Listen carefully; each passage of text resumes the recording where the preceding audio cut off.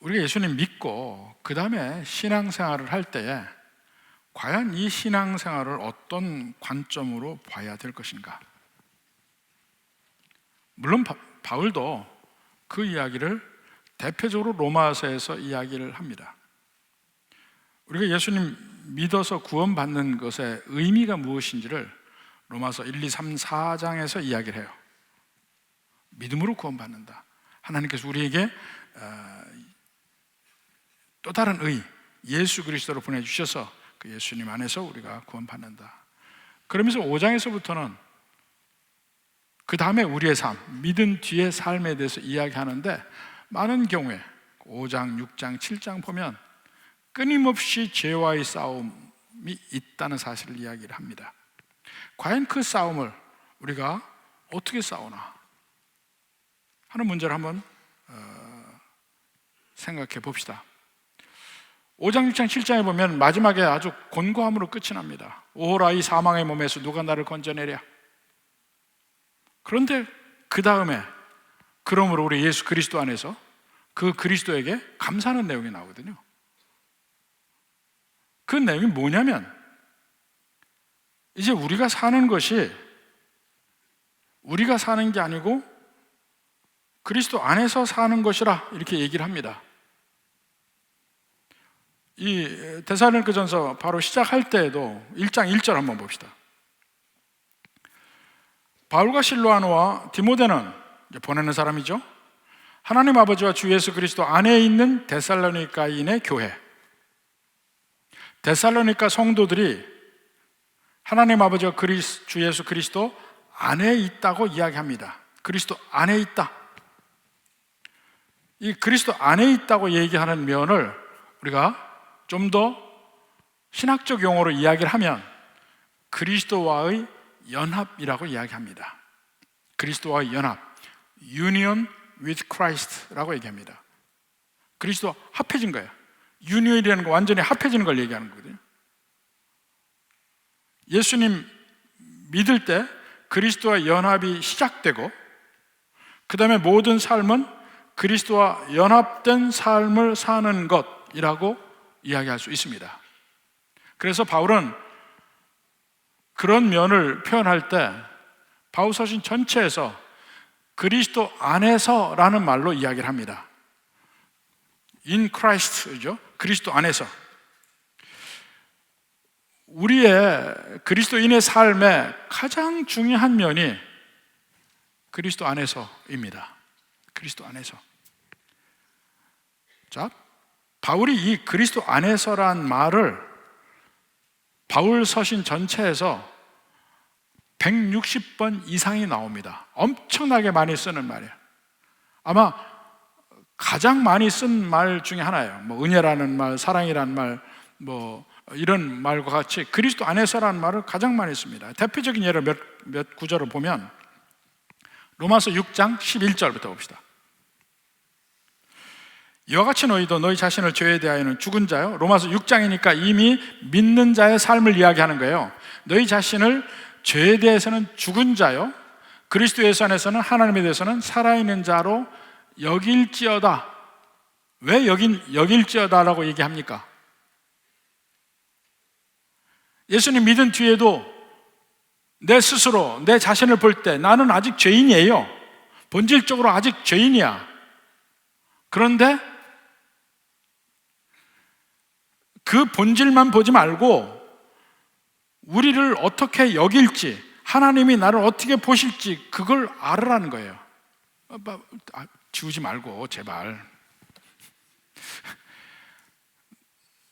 너희 자신을 죄에 대해서는 죽은 자로 여기라는 거야. 그리스도 안에서 하나님에 대해서는 살아있는 자, 부활한 자, 생명 있는 자로 여기라는 거예요. 본질을 그렇게 아닐지라도. 왜냐하면 하나님이 그렇게 보시니까. 12절 봐요. 그러므로 너희는 죄가 너희 죽을 몸을 지배하지 못하게 하여 몸의 사역을 순종하지 말고, 우리는 이미 하나님의 관점에서 죄에 대해서 죽은 사람이야.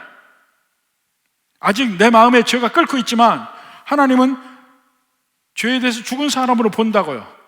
그리스도 안에서. 그리스도 안에서. 자, 고린도후서 5장 17절 봅시다. 그런즉 누구든지 그리스도 안에 있으면, 이게 전제 조건이에요. 그리스도 안에 있으면 새로운 피조물이라. 이전 것은 지나갔으니 보라 새 것이 되었도다. 그리스도 안에 있으면 새로운 피조물이라는 거예요. 우리는 옛 나는 이미 죽었고 그리스도 예수 안에서 새로 살았어요. 예수님의 부활과 함께 사는 거예요. 갈라디아서 2장 20절 봅시다. 내가 그리스도와 함께 십자가에 못 박혔나니 그런즉 이제는 내가 사는 것이 아니요 오직 내 안에 그리스도께서 사시는 것이라. 이게 정말 중요합니다. 이미 하나님 보시기에 이미 선포된 것은 나는 십자가에서 죽었다. 그리스도 안에서. 나는 부활했다. 그리스도 안에서. 하나님이 인정하시는 사실이에요. 이제 내가 육체 가운데 사는 것은 나를 사랑하사 나를 위하여 자기 몸을 버리신 하나님의 아들을 믿는 믿음 안에서 사는 것이라. 이제 믿음이란 뭡니까? 바로 나는 죽었다. 그리스도 안에서 나는 살았다. 이것을 믿는 거야. 왜 믿어야 돼요? 본질은 아니니까. 본질은 아니니까 믿어야 되는 거야. 나중에 결국 그렇게 하나님이 간주하신다는 걸 내가 받아들여야 되는 거예요. 자, 갈라디아서 3장 26절. 너희가 다 믿음으로 말미암아 그리스도 예수 안에서 하나님의 아들이 되었어요. 그리스도 예수 안에서 계속 이렇게 얘기하죠. 에베소서 1장 3절 봅시다. 찬송하리로다 하나님 곧 우리 주 예수 그리스도의 아버지께서 그리스도 안에서 하늘의 모든 신령한 복을 우리에게 주셨다는 거예요. 그리스도 안에서. 또 7절에도 우리는 그리스도 안에서 그의 은혜의 풍성함을 따라 그의 피로 말미암아 속량과 죄 사함을 받았다.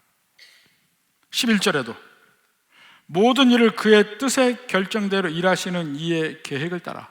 이분이 성부 하나님이죠. 하나님이요 아버지요. 우리가 예정을 입어 그 안에서 예수님 안에서 기업이 되었다. 예.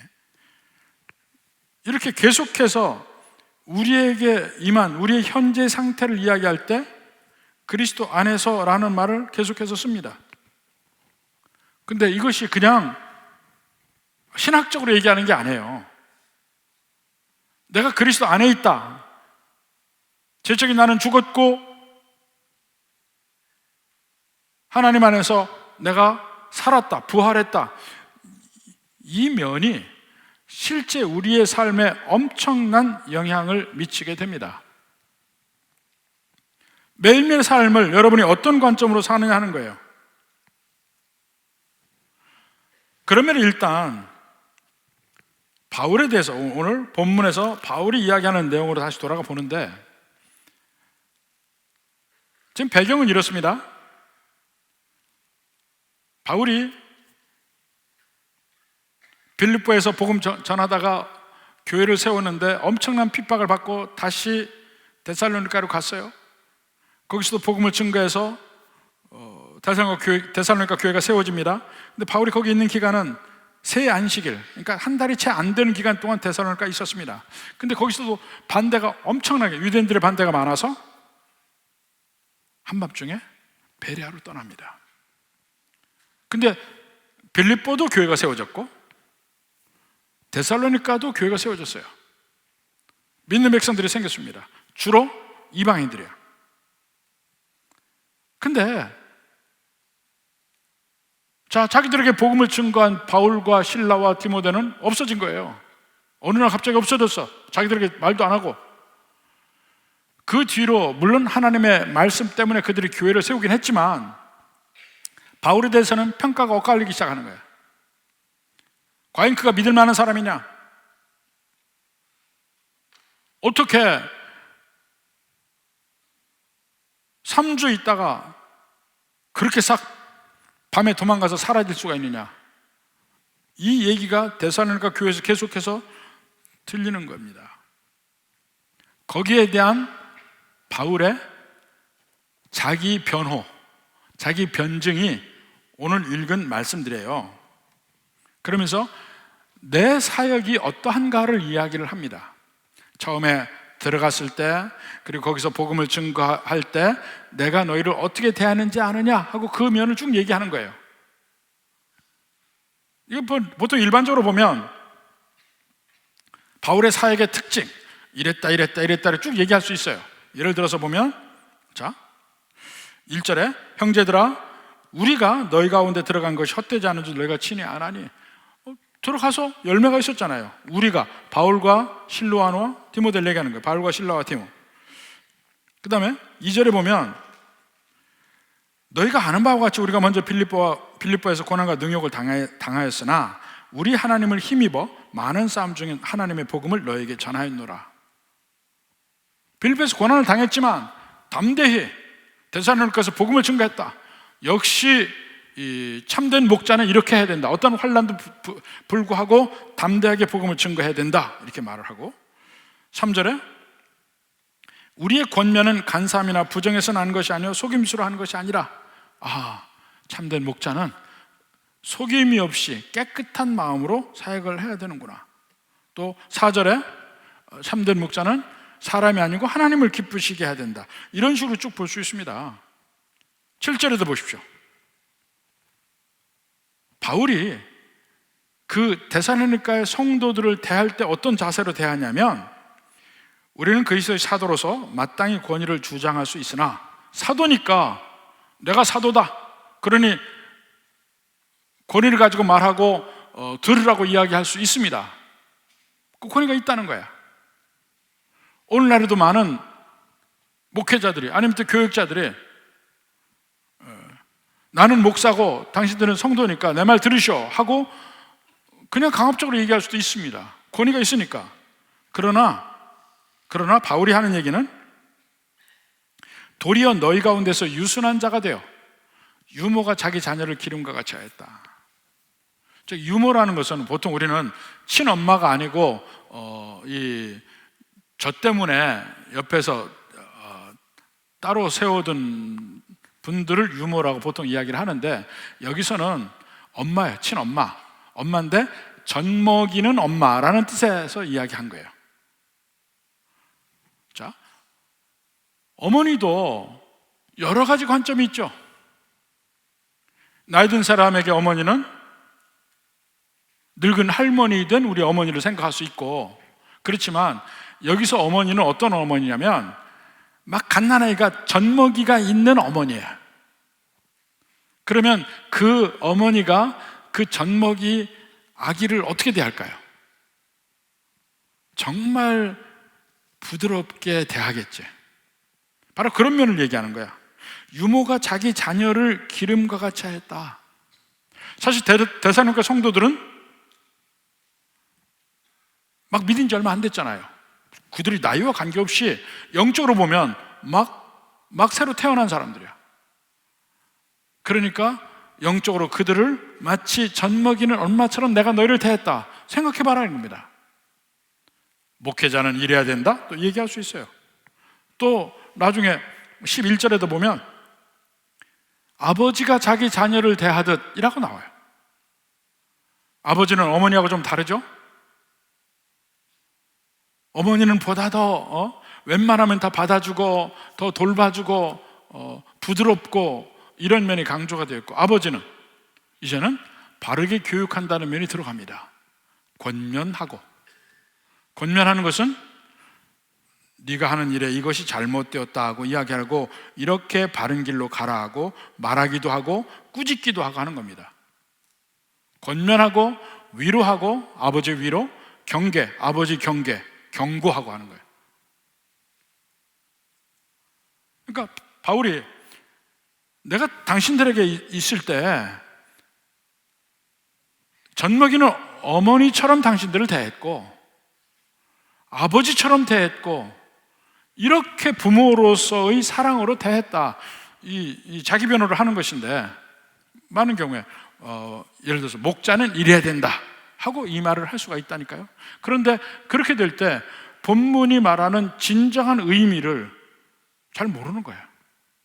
제대로 전달이 안 돼요. 그렇게만 이야기하는 걸 우리가 보통 뭐라고 하냐면 도덕설교라고 그래요. 자, 바울 봐라. 이렇게 믿음으로 행동했지 않냐. 우리가 바울처럼 살아가자. 이것이 도덕설교예요. 근데 우리 마음에 생각해 보면 그 말씀을 들으면서도 나는 그렇게 못 돼. 그건 바울이라 할 일이고 나는 그렇게 못 돼. 교회 안에서도요, 목회자가 어떤 돈이 되는 행동을 했다 칩시다. 근데 그건 성도들에게 별로 영향력이 없어요. 왜냐하면 당신은 목회자고 나는 성도야. 안 배워요. 옆에 있는 사람이 같은 성도끼리 옆에서 어떤 본이 되는 행동을 할 때 그건 영향력이 커. 근데 목사가 그런 일을 하면 별로 영향력이 없어요. 왜냐하면 당신은 목사니까. 다르다고 생각해. 아무리 바울이 이렇게 했으니까 이런 식으로 우리가 성도도 돌봐야 된다고 얘기해봐야 안 돼요. 거기에는 어느 면에서 진정한 의미의 복음이 없어요. 무슨 말이냐면, 자, 골로새서 3장 3절, 아까 그리스도 안에서라고 봤지만 골로새서 3장 3절에 보면 이는 너희가 죽었고 너희 생명이 그리스도와 함께 하나님 안에 감춰졌습니다. 지금 바울이 얘기하는 것은 나는 죽었어요. 바울은 죽었어. 내 생명은 그리스도 안에 감춰져 있어. 그러면 내가 나타나는 건 뭡니까? 내가 나타나는 거는 내가 나타나는 게 아니에요. 내 안에 그리스도께서 나타나는 거예요. 이렇게 얘기하고 있는 겁니다. 내가 하는 게 아니야. 내 안에 그리스도께서 하시는 거야. 내가 그리스도 안에 있을 때 비로소 할 수 있는 것들이에요. 그래서 바울이 오늘 본문 1장 6절 다시 봅시다. 1장 6절. 거기 보면 너희는 많은 환난 가운데서 성령의 기쁨으로 말씀을 받아 그 다음에 우리와 주를 본받은 자가 되었으니 하고 얘기합니다. 자, 여기서 주를 본받은 자라고 얘기하는 거는 받아들일 수 있어요. 근데 어떻게 감히 우리를 본받으라고 이야기하냐고. 너무 교만한 거 아니에요? 저도 성도 여러분들 저를 본받으십시오. 저 그 말 못합니다. 근데 우리를 본받으라 하거든. 근데 바울이 그렇게 이야기할 수 있는 근거가 밑바탕에 있습니다. 우리가 하는 이 모든 일은 예수님을 본받아 하는 일이니까 우리를 본받아도 돼. 그게 근거가 되는 거예요. 내가 예수님을 본받고 내 안에 예수님이 역사하셔서 내가 하는 일을 지금 하기 때문에 그러한 나를 본받으라고 이야기하는 것이지, 인간 바울, 내가 이렇게 대단한 사람이니까 나를 본받으라 이렇게 말하는 게 아니라는 거예요. 내 안에 그리스도가 어떻게 역사하시는지를 보라는 거예요. 내가 하는 사역이 예수님의 사역이라는 거예요. 내 사역이 아니고 나는 이미 감춰져 있어요. 하나님 은혜 안에서. 나는 이미 죽었어요. 나는 죽었어요. 그래서 바울이 아니고 바울 안에 계신 예수님이 바울을 이끌기 때문에 바울의 사역에 의미가 있는 겁니다. 한번 1절부터 다시 봅시다. 형제들아, 우리가 너희 가운데 들어간 것이 헛되지 않은 줄을 너희가 친히 아나니.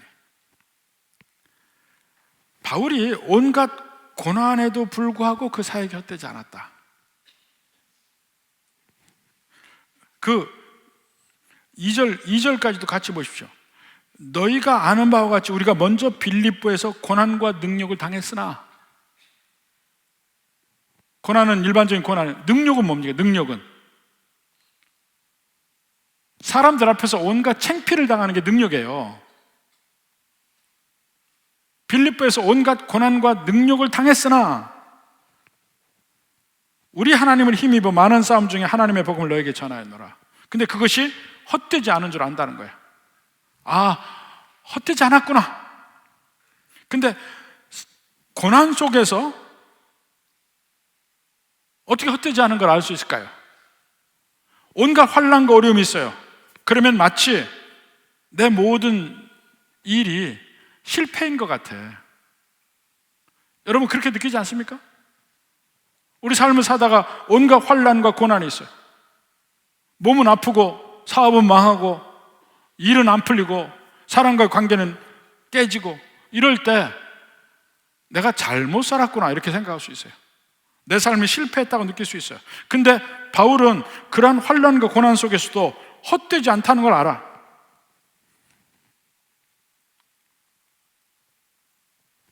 그렇게 알 수 있는 근거가 뭐냐면 예수님의 고난과 십자가예요. 예수님이 십자가에 못 박혀 돌아가시는데 이것이 그 당시 이 기독교의 가장 큰 스캔들입니다. 가장 큰 외부에서 볼 때는 기독교를 인정할 수 없는 추문이야. 아니, 당신들이 메시아라고 하는 사람 십자가에 죽었잖아. 이런 얘기입니다. 어떻게 메시아가 십자가에 죽냐? 많은 사람들을 구원한다고 하는 바로 그런 사람이 어떻게 십자가에 먼저 죽어? 그래서 고린도전서 1장에 얘기한 것처럼 헬라인에게는 미련한 것이요 유대인들에게는 걸리는 것이 되는 거야. 예수 그리스도의 십자가가. 아니, 예수 믿으면 복 받는다는데 왜 고난이 있어요? 그것을 설명할 수 있는 게 예수님의 십자가라니까요. 예수님이 십자가에 가셔서 목숨을 내놓으셨는데, 생명을 내놓으셨는데 그것이 열매를 맺게 되는 거야. 그것이 하나님의 뜻을 오히려 이루는 거야. 근데 바울이 그 예수님 안에 있어요. 그 예수님 안에 있어. 그러니까 내가 복음을 증거를 할 때 온갖 고난과 환난이 있어요. 아, 내가 그리스도 안에서 당연히 그리스도가 받는 그대로 나도 받는구나 하고 이해한다는 거예요. 그러니까 그 그리스도의 환난과 고난이 열매가 있었던 것처럼 내가 지금 환난과 고난을 당해도 열매가 있겠구나 하는 거예요.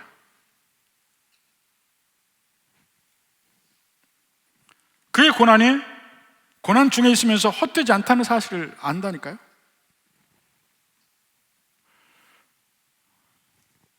어제 우리가 금요일날 토요일날 우리 제자훈련 사역훈련 수련회를 했습니다.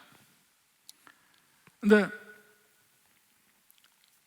아시다시피 그 제자훈련 사역훈련 수련회를 하면 지금 금년 1년 동안 제자훈련 사역훈련 하는 훈련생들도 와서 이제 발표도 하고 또 이렇게 하는데 1기부터 그 전에 한 모든 사역훈련 받은 분들도 같이 옵니다. 근데 어제 보니까 많은 분들이 와서 거의 한 100명 정도 왔어요. 와서 함께 여러 가지 이제 행사를 하고 하는데 제가 느낀 것이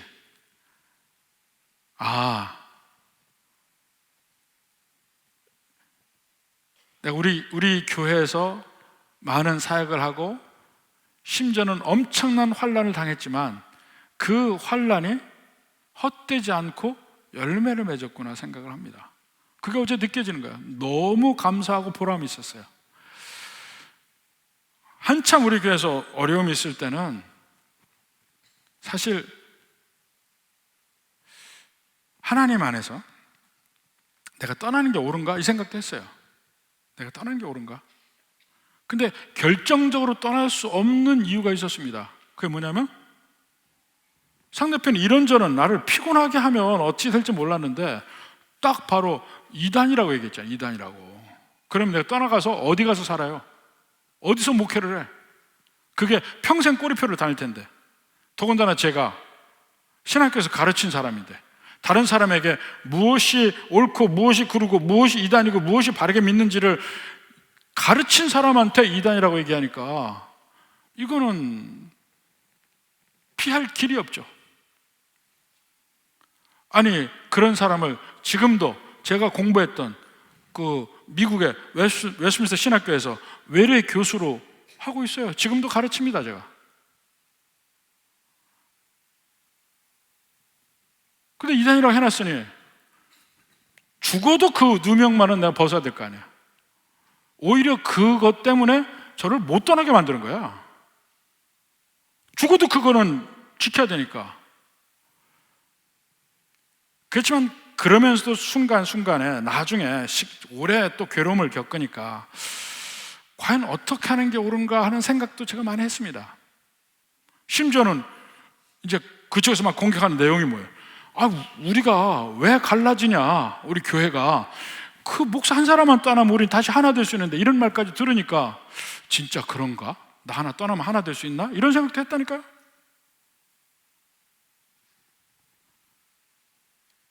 그러나 어찌 끝까지 견디면서 금요일 저녁 어제 계속해서 느끼는 것이 참 보람되고 감사했습니다. 보람되고 감사했어. 이분들이야말로 이렇게 많은 수가 우리 교회 리더들이구나. 이분들이 우리 성도들을 정말 돌보는 사람이야. 사랑으로 돌보는 사람들이구나. 이 사람들을 무슨 어떠한 어려움에도 그들을 길러냈구나, 이 생각을 하니까 정말 감사했어요. 아마 바울의 마음도 그런 거일 거야. 온갖 환난 속에서 자기의 뿌리잖아요, 유대인들, 유대교가. 그 사람들이 계속 그 바울 하나를 죽이려고 그렇게 난리를 치는데 그의 마음이 어땠겠습니까? 근데 그의 고난이 너희 가운데 들어가는 길 헛되지 않았다. 근데 그 어느 정도냐면 2절에 봅시다. 너희가 아는 바와 같이 우리가 먼저 빌립보에서 고난과 능력을 당했으나, 빌립보에서 온갖 고난과 능력을 당했어요. 그리고 어쩔 수 없이 거기서 떠밀려서 데살로니가로 왔어. 거기 봅시다. 2절. 우리 하나님을 힘입어 많은 싸움 중에, 이 많은 싸움 중에를 영어 성경에 보면 뭐라고 했냐면 against great opposition이라고 그랬어요. 수없이 많은 사람들이 막 강하게 반대하는 와중에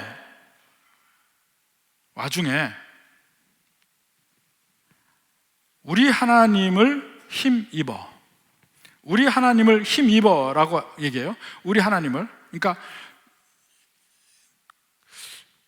때로는 영어로 된 게 훨씬 더 의미를 확실하게 주는 때가 있습니다. 하나님 안에 있는 담대함으로라고 그래요. 엄청나게 막 공격을 해야 됩니다. 그런데 하나님 안에 있는 담대함으로 복음을 전했다는 거야. 그러니까 바울이 원래 담대한 사람이 아니에요.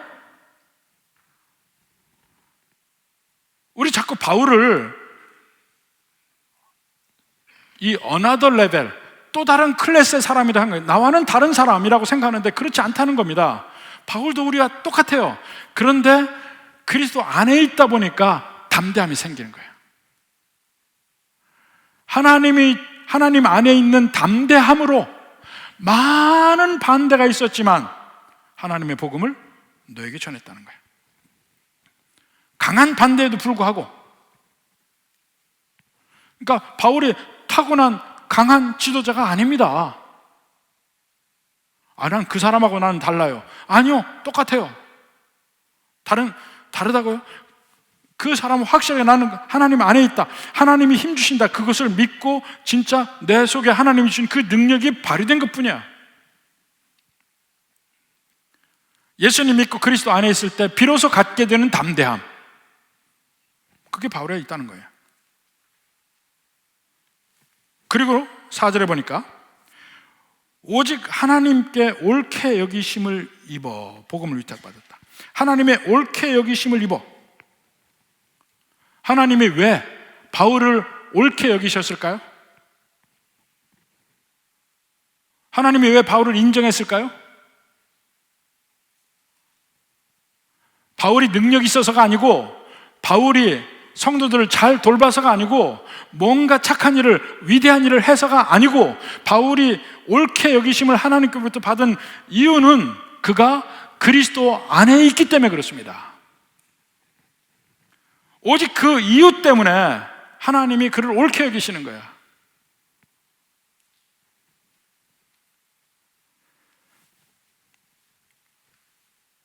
내가 그리스도 안에 있다 보니까, 하나님이 그리스도를 옳게 보니까 그 그리스도 안에 있는 나를, 그리스도 안에 있는 우리를 옳게 보는 거야.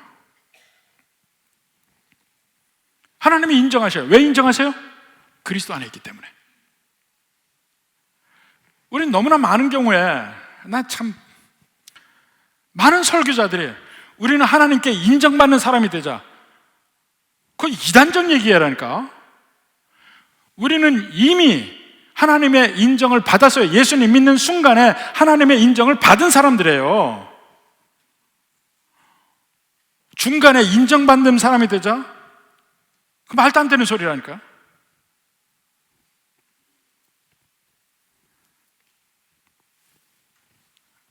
그런 얘기를 하죠. 그런 얘기.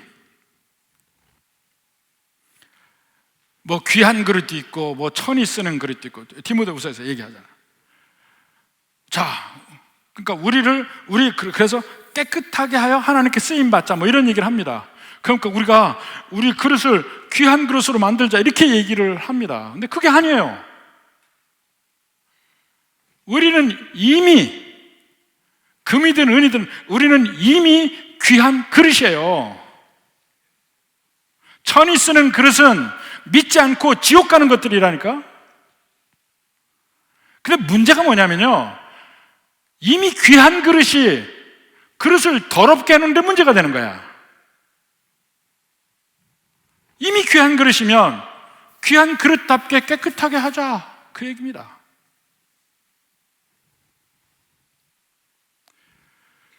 귀한 그릇인데, 그러니까 귀한 그릇처럼 깨끗하게 사는 것이 너무 당연한 거고, 그렇게 안 사는 게 이상한 거예요. 우리 본전을 생각해 보자고. 많은 사람들이 이렇게 생각해. 나는 하나님 앞에 인정받는 사람으로 살아서 나는 더 깨끗한 그릇이고 귀한 그릇, 그렇게 내가 귀하게 하나님께 쓰임 받는다. 저 사람들은 아니야. 같은 믿는 사람 중에 나는 저 사람들하고 클래스가 달라. 이렇게 생각하지 말라는 거예요. 우리가 하나님 앞에서 열심히 깨끗한 그릇으로 사는 것은 그게 당연한 거예요. 그게 본전이에요, 본전. 그렇게 살지 않는 거는, 아니 당신 귀한 그릇인데 왜 그렇게 못 살아? 그렇게 사는 거 당연하지. 하나님이 능력 주셨는데 왜 못 살아? 그게 맞는 말이라요. 그러니까 내 자신을 높일 일이 없다니까요. 내가 능력껏 믿음으로 담대하게 살 수 있는 것은 이미 하나님이 내게 능력 주셔서 그래요. 그리고 그렇게 살게 되어 있어. 예수 믿는 사람은 당연히 그 길을 가게 되는 거야. 중간에 그 길에서 딴 길로 새고 안 가고 주저앉고, 그게 이상한 거예요. 당연한 걸 하면서 나는 했다고 자랑하지 말라 이겁니다. 너무 당연한 거니까. 이게 엄청난 차이입니다, 사실은. 바울이 데살로니가에서 그렇게 담대할 수 있는 건 그가 위인이기 때문에 그런 게 아니에요. 우리 하나님을 힘입어. 하나님이 나를 옳게 여기심으로, 그래서 당연히 그 다음에 나오는 것은, 그러면 나는 하나님을 기쁘게 하는 삶을 살아야지. 하나님이 나를 옳게 여기시니까, 나를 인정하시니까 나는 거기에 맞게 살아야지, 그렇게 한다는 겁니다. 그러니까 모든 면이, 바울 개인은 이미 십자가에 못 박혔고 하나님 은혜 안에 감춰져 있어요.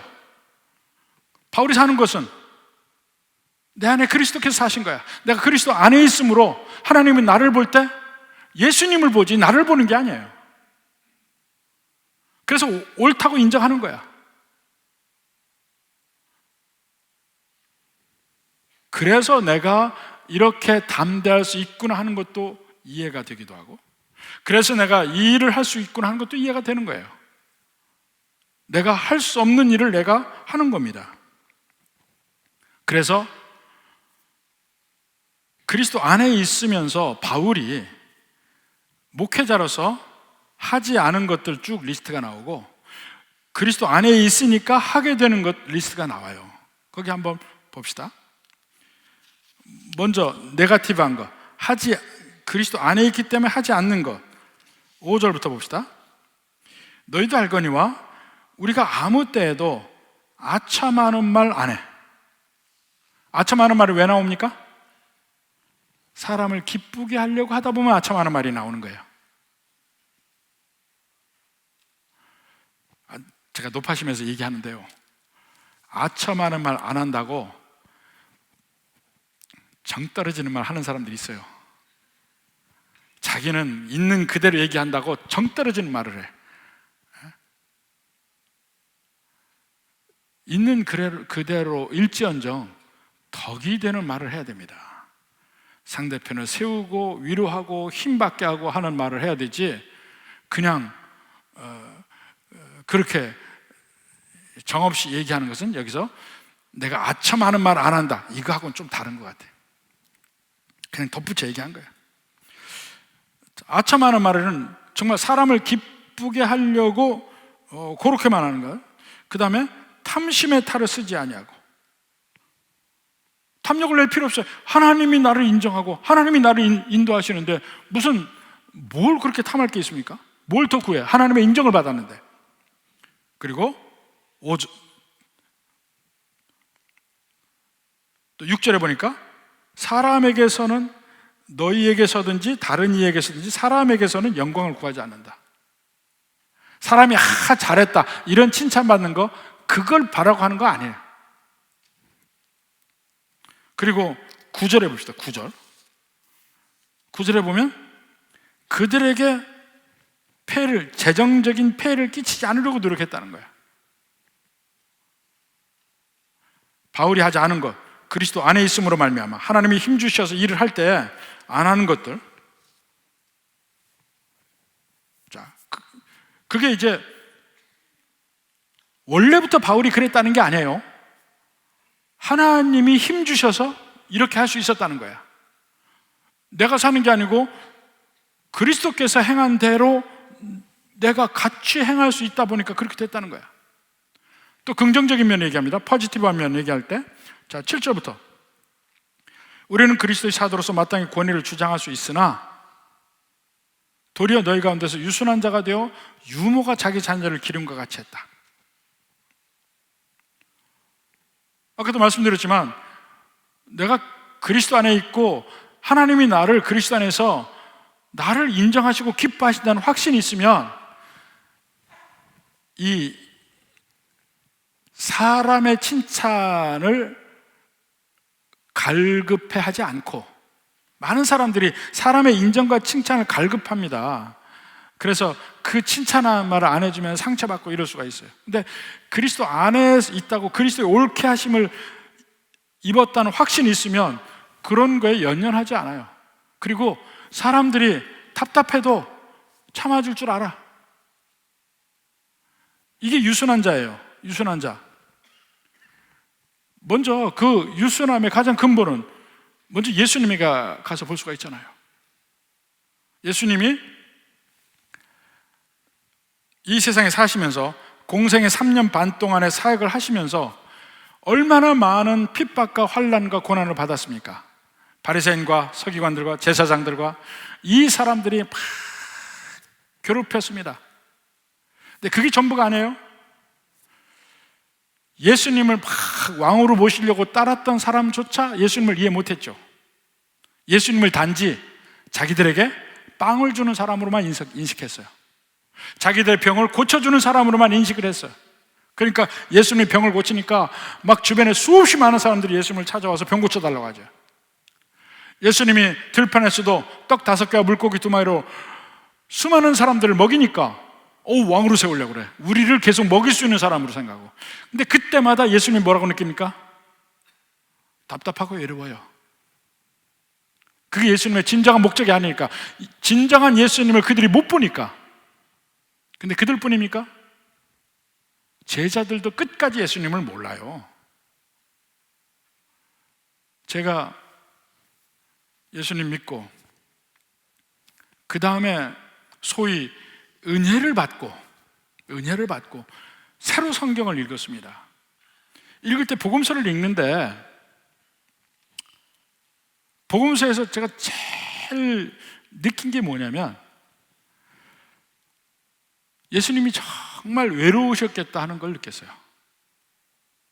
예수님이 정말 답답하셨겠다고 느꼈어요. 아무도 이해를 못해. 예수님의 제자들도 이해를 못해요. 베드로가 이해합니까? 그 신앙고백을 했죠. 주는 그리스도 살아계신 하나님의 아들이신다 이 얘기를 했죠. 그런데 예수님의 고난받으시고 십자가에 가시고 3일 만에 부활하는 그 얘기를 하니까 막잖아요. 베드로가 그리하시면 안 됩니다 그러고.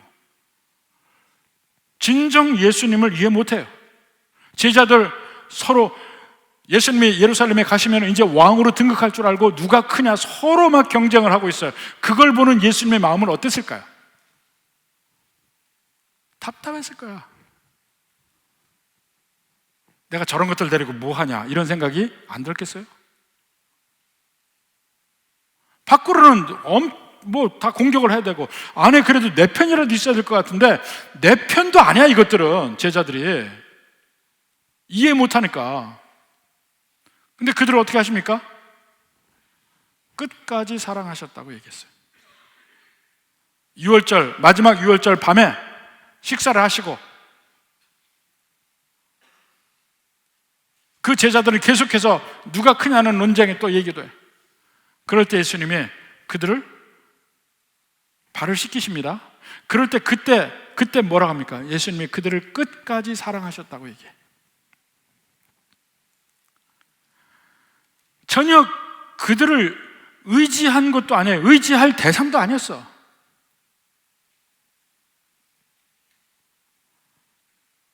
그런데 그들을 택하시고 사랑하시고 데리고 다니는데 3년 반 계속 동거동락을 함에도 불구하고 예수님이 누군지 몰라요.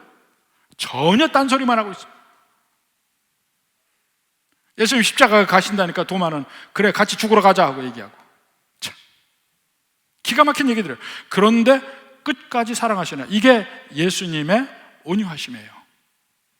온유하심인데 그리스도 안에서 바울도 그렇게 하는 거야. 바울이 원래 그렇게 할 사람이 아니에요. 그리스도 안에 있으면서 예수님이 내게 하신 일을 생각하며 그렇게 하게 되는 거예요. 그래서 마치 유모처럼 젖먹이는 엄마처럼 젖먹이는 엄마가 젖먹이 대하듯이 그 젖먹이에게 그 엄마가 뭘 원하겠어요? 일방적으로 주는 것밖에 없어요. 울면 젖주고 울면 기저에 갈아주고 울면 씻어주고 울면 재워주고 일방적으로 주는 것밖에 없다니까요. 근데 바울이 그렇게 할 수 있는 이유는 그가 예수님 안에 있기 때문에 그래. 예수님 안에 있기 때문에. 그리고 심지어는 8절에 보니까 우리가 이같이 너희를 사모하여 하나님의 복음뿐 아니라 우리의 목숨까지도 너희에게 주기를 기뻐하면, 이 마음이 어디서 나오는 거예요? 예수님의 마음이라니까. 예수님의 마음이 그들을 지배하고 그들에게 힘을 주지 않으면 이런 마음이 나올 수가 없는 거예요. 예수님이 사랑하시되 끝까지 사랑하시고 목숨을 주기까지 사랑하시고 그 예수님 안에 우리가 있기 때문에 우리도 그렇게 할 수 있는 능력이 있게 된 거예요. 그래서 실제 예수님처럼 행동을 하면 저 안에 예수님이 계셔서 그렇구나, 당연하게 하는 거야. 그렇게 안 하면 이상하네, 저 안에 예수님이 계신가? 하고 생각할 수 있는 거야. 왜냐하면 우리 인간끼리 인간의 본질 대 본질로 비교하지는 말자 이겁니다. 어차피 우리는 아무리 비교해봐야 죄인 대 죄인이야.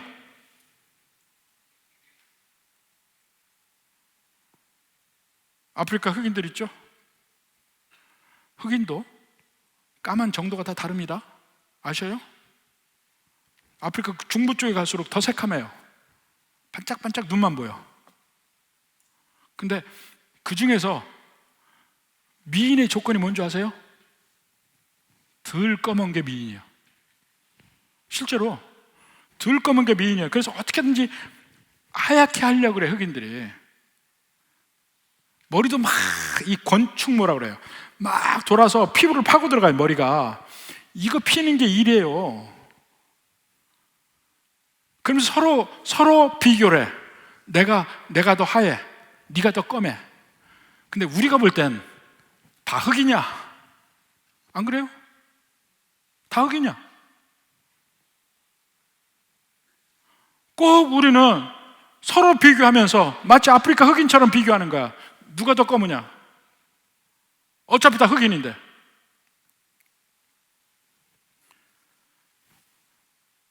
오직 하나님 안에서, 예수 그리스도 안에서 우리는 바울처럼 할 수 있어요. 이미 할 수 있는 능력이 주어졌어요. 그러니까 믿는 사람은 저절로 그 능력으로 점점 변화되는 삶, 예수님처럼 닮아가는 삶을 살아가게 되어 있어. 예수님의 능력으로. 그렇게 살아간다면 저 안에 능력이 나오나 보다. 그 사람이 대단하다, 이게 아니에요. 저 안에 능력이 드디어 겉으로 드러났구나, 이렇게 아는 거예요. 그렇지 못하다면 이상하다, 당연히 나와야 되는데 왜 안 나오지? 하고 쳐다보는 겁니다. 이 본질을 알아야 되는 거예요. 우리가 왜 거룩해지느냐? 왜 이렇게 흠이 없어지는 그 길로 가느냐? 내가 예수님 안에 있기 때문에, 예수님의 능력으로, 하나님이 힘 주셔서. 그래서 그게 전제가 돼 있기 때문에 바울이 그들에게 나를 본받으라고 이야기하는 겁니다. 나를 본받으라고 이야기하는 거야. 자기를 높이는 게 아니라 내가 이렇게 변화되었다, 그러한 나를 본받으라, 이 얘기가 아니라니까요. 내 안에 예수님이 있으니까 변했지 않냐, 그걸 받으라는 거야. 자, 거기 데살로니가전서 2장 14절 봅시다. 형제들아, 너희가 그리스도 예수 안에서 그 유대에 있는 하나님의 교회들을 본받은 자 되었으니 그들이 유대인들에게 고난을 받은 것 같이 너희도 너희 동족에게서 동일한 고난을 받았느니라. 여기서 본받는 자 나오잖아요. 왜 본받아요? 그 본받음이 예수님을 본받은 거예요.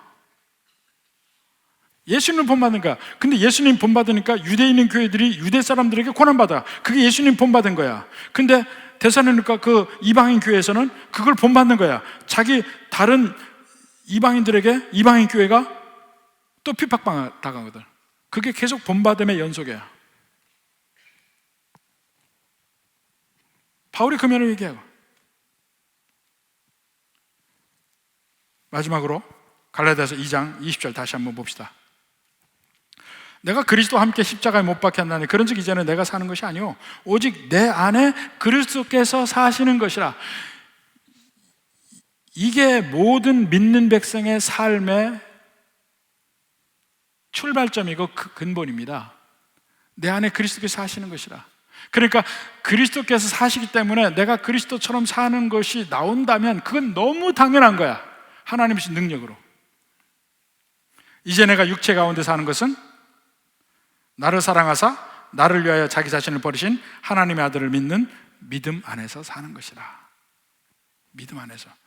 그 믿음 안에 사는 것은 내 속에 그렇지 않다는 것이 있음에도 불구하고 계속해서 궁극적인 목적지, 내게 능력 주신 하나님 인해서 변화됨에 가는 그거 믿음 안에 사는 거라. 부디 이러한 은혜와 능력이 모든 우리 성도들의 삶 속에 함께하기를 주님의 이름으로 축원합니다.